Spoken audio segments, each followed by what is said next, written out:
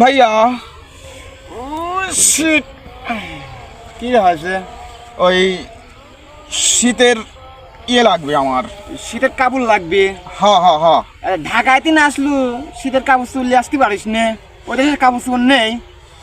ও না ভাইয়া, মানে মানে ওই আরে ভাইয়া আপনি বুঝতেছেন না, এ তো সেটা না।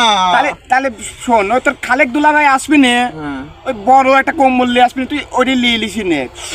ও ভাইয়া না না না, ও কম্বলের ওটা না, আমার শীতের লাগবে আরে ভালো করে কি লাগবে?